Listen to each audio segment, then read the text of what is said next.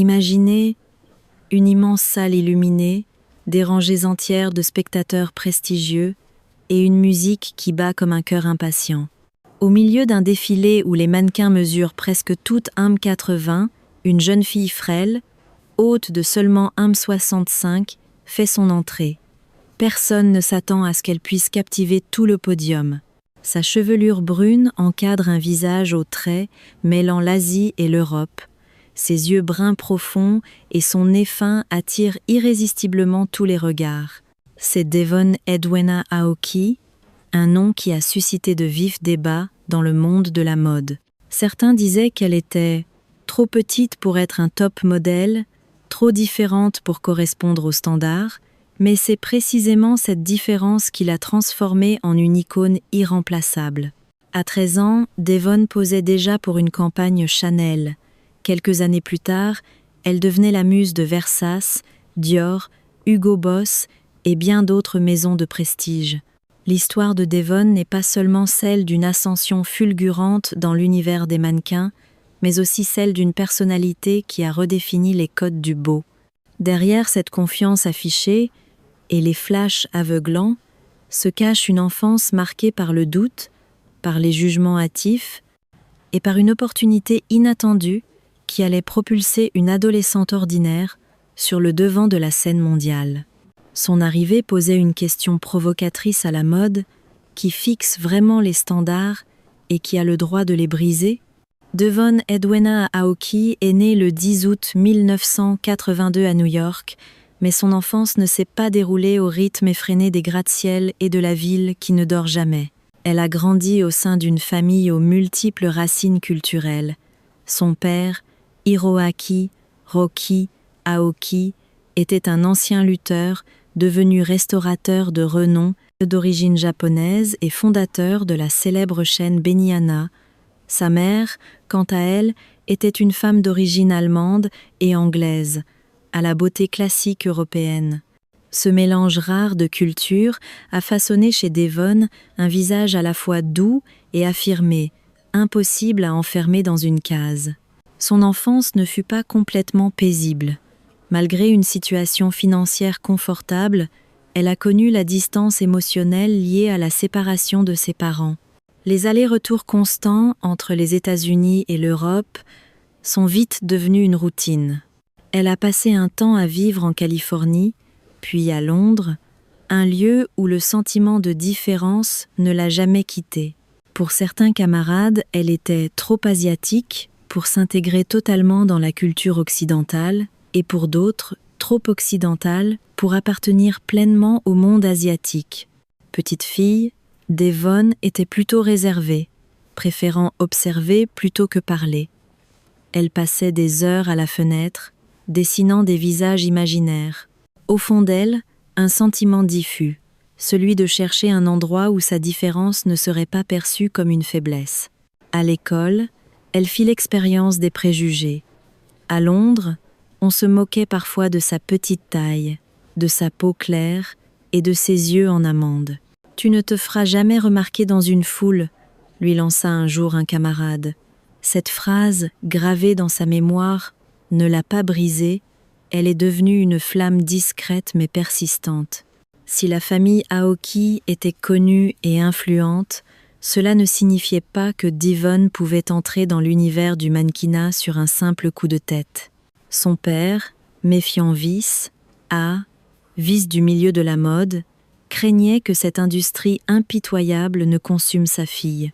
Sa mère, plus sensible à l'art et à l'esthétique, percevait au contraire chez Devon une sensibilité et un regard particulier sur la beauté.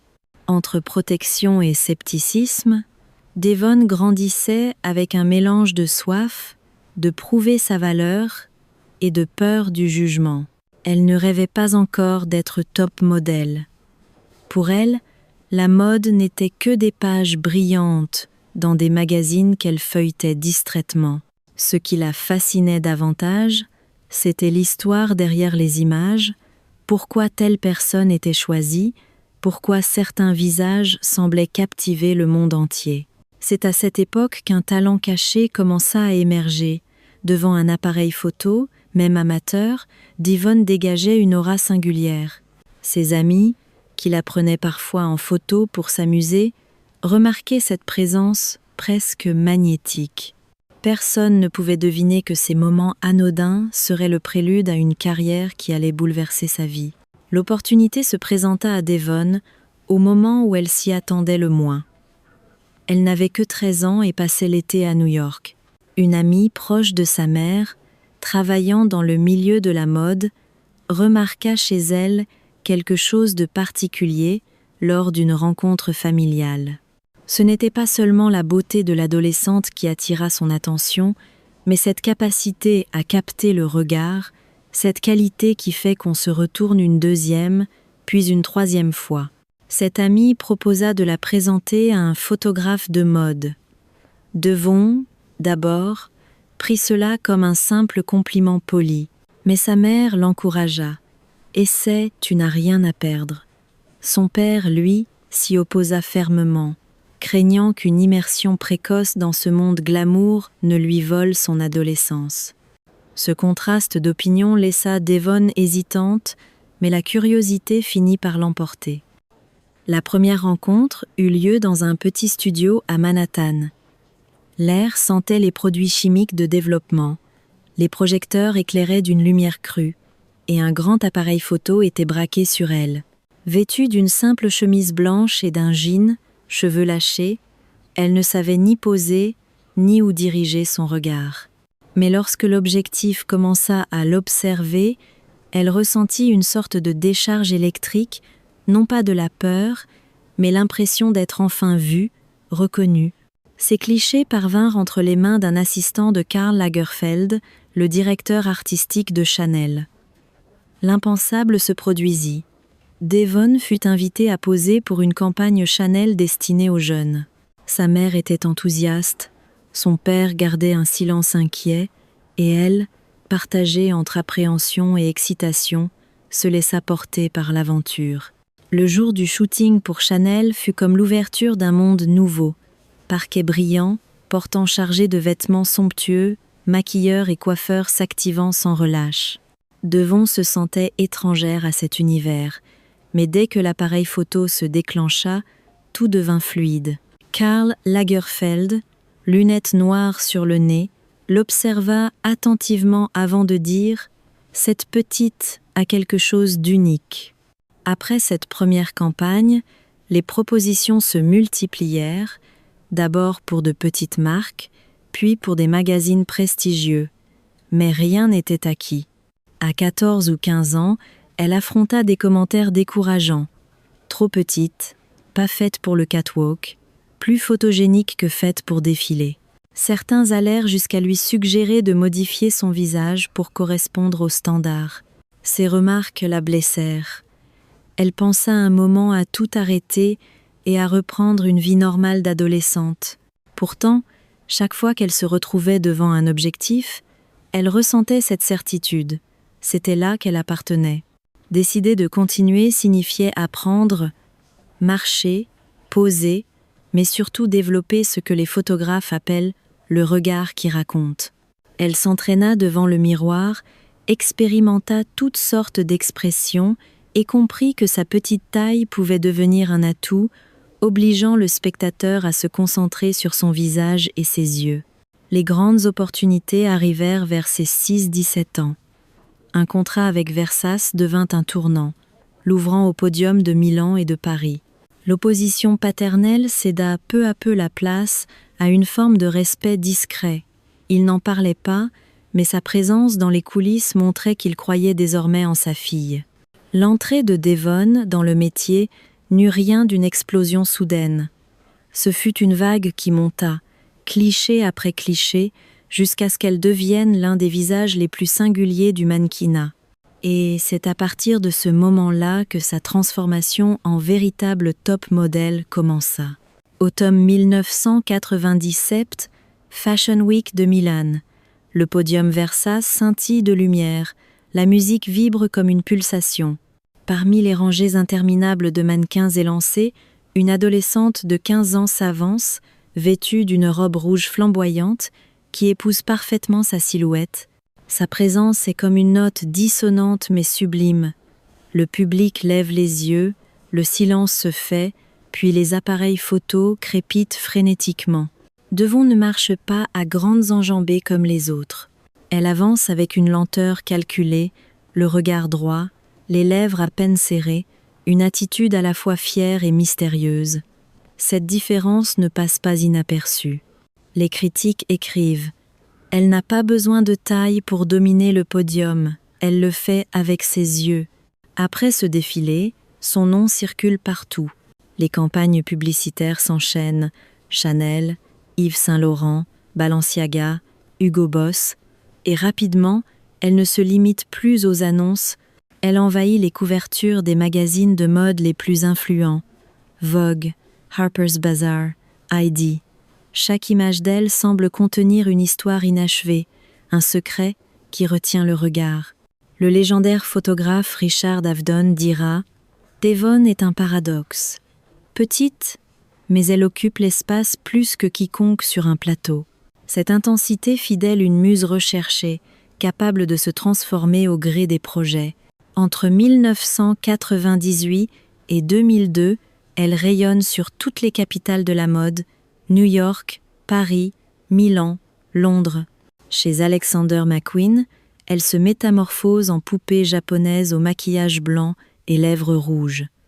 Chez Dior, elle incarne la parisienne chic, cheveux délicatement ondulés. Chez Chanel, elle devient une héroïne intemporelle en robe noire. Les liens qu'elle tisse avec certains créateurs sont précieux. John Galliano conçoit pour elle une tenue inspirée du kimono, fusionnée avec l'élégance européenne. Donatella Versace la surnomme la fleur rare de la maison Versace et lui réserve toujours un rôle spécial. Mais ce qui la distingue ne se limite pas à son apparence. Sa discipline impressionne. Toujours en avance au rendez-vous, attentive à la lumière, aux angles, aux détails, elle gagne le respect des stylistes, maquilleurs et assistants. À cette époque, Devon incarne une révolution silencieuse. Dans un univers qui glorifie les silhouettes filiformes et les jambes interminables, elle prouve qu'un top modèle peut briller grâce à sa personnalité et à son charisme. De nombreuses jeunes filles asiatiques, parfois complexées par leur taille, voient en elle un modèle à suivre. Le sommet de cette période survient lorsqu'elle devient le visage de la campagne mondiale pour le parfum Chanel No 5. Sur l'image culte, vêtue d'une robe blanche au milieu d'un champ de roses, son regard mi-songeur mi-éveillé fascine le monde entier. Cependant, derrière le glamour, le rythme effréné commence à laisser des traces. Les vols intercontinentaux, les shootings interminables, les nuits écourtées fragilisent peu à peu son corps et son esprit. Elle garde le sourire devant les caméras, mais dans l'intimité, la fatigue s'installe. Pourtant, à ce moment-là, personne n'imagine que cette lumière pourrait un jour s'éteindre. Dès ses débuts, Devon savait qu'elle n'était pas comme les autres, et que cette singularité serait à la fois sa force et son fardeau. Dans un univers où les standards dictent la taille, le poids et les proportions idéales, sa simple présence relevait du paradoxe. De nombreux professionnels du milieu lui avaient conseillé sans détour. Si tu veux durer, il faut changer, affiner ton visage, rallonger tes jambes. Ces propositions s'accompagnaient souvent de contrats mirobolants. Elle les refusa toutes. Ce corps est le mien, je ne veux pas le transformer pour correspondre au moule de quelqu'un d'autre, déclara-t-elle un jour en interview. Une phrase qui surprit, car à l'époque, peu de mannequins osaient défier ouvertement les normes de l'industrie. Mais la différence de Devon ne se limitait pas au refus de modifier son apparence. Elle choisissait ses projets avec soin. Un jour, une grande marque lui proposa une campagne dont le concept, en utilisant des clichés culturels asiatiques comme simple exotisme décoratif, frôlait la caricature. Devon refusa immédiatement, malgré une rémunération qui aurait fait rêver n'importe quel top modèle débutant. Ses choix affirmés lui valurent le respect non seulement de ses pairs, mais aussi du public. On ne voyait plus seulement en elle un mannequin asiatique atypique, mais une femme avec une voix, des convictions.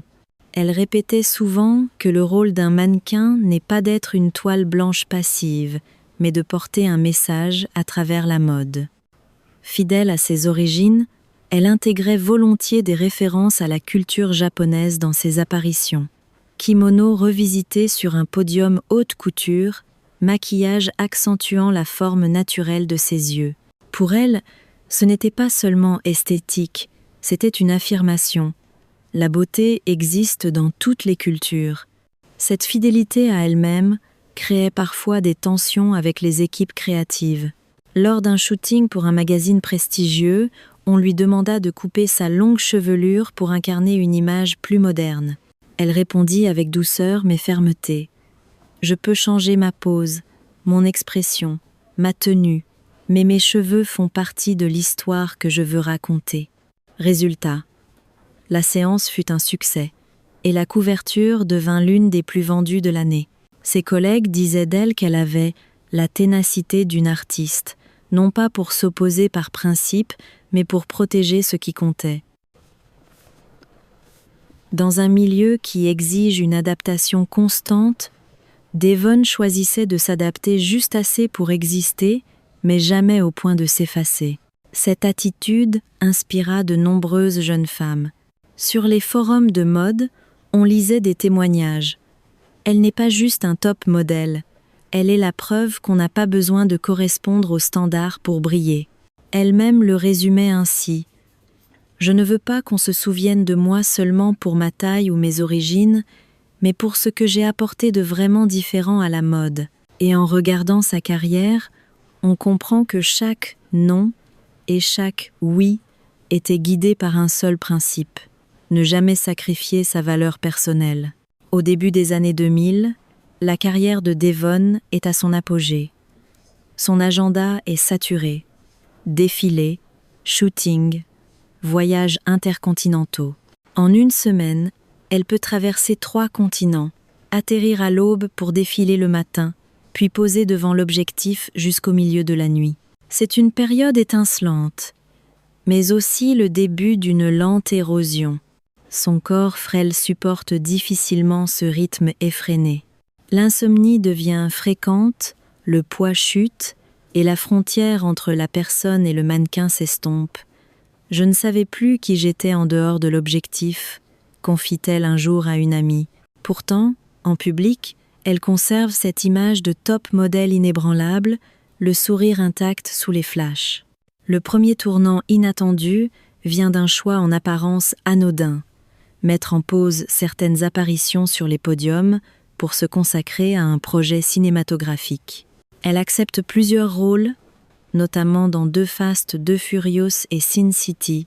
Si cette transition apporte un souffle nouveau, elle brouille aussi son image auprès de certaines maisons de couture qui craignent qu'elle s'éloigne de la mode.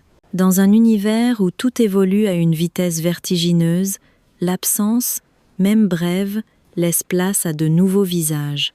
À la même époque, les réseaux sociaux commencent à révolutionner la communication.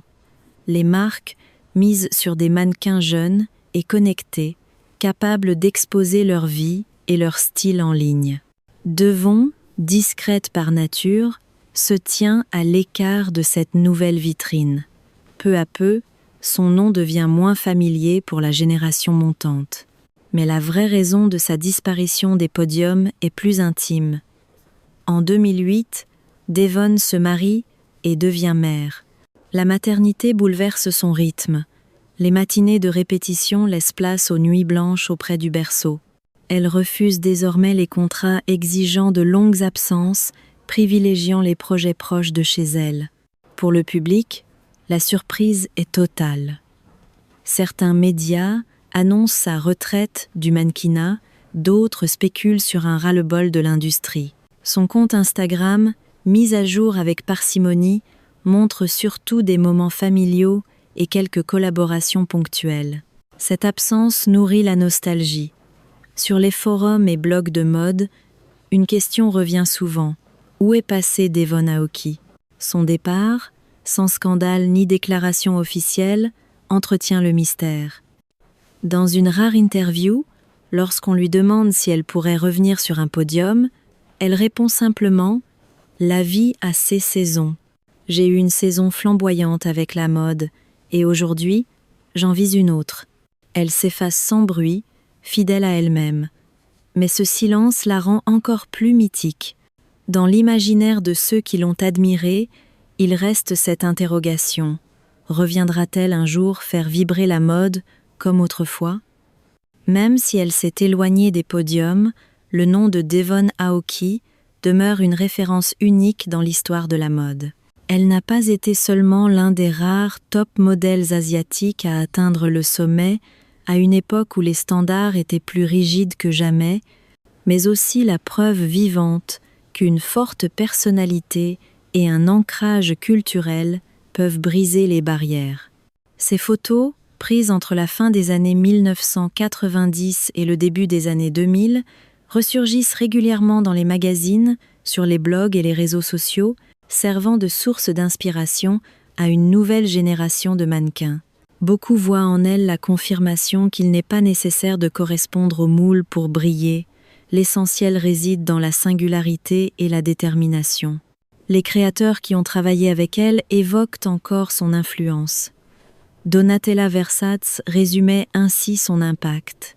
« Devon ne se contente pas de porter mes vêtements, elle leur insuffle une âme. » Cette phrase illustre parfaitement l'héritage qu'elle laisse. Transformer la mode en récit et le récit en émotion. Plus de 20 ans après ses premiers pas sur un podium, Devon apparaît encore ponctuellement dans des projets spéciaux, comme pour rappeler qu'une véritable icône ne disparaît jamais vraiment, elle choisit simplement ses moments. Peut être, au fond, la question n'est pas « Comment Devon Aoki est-elle partie ?» mais bien « Si elle débutait aujourd'hui, dans un monde de la mode transformé, provoquerait-elle encore la même révolution qu'autrefois ?»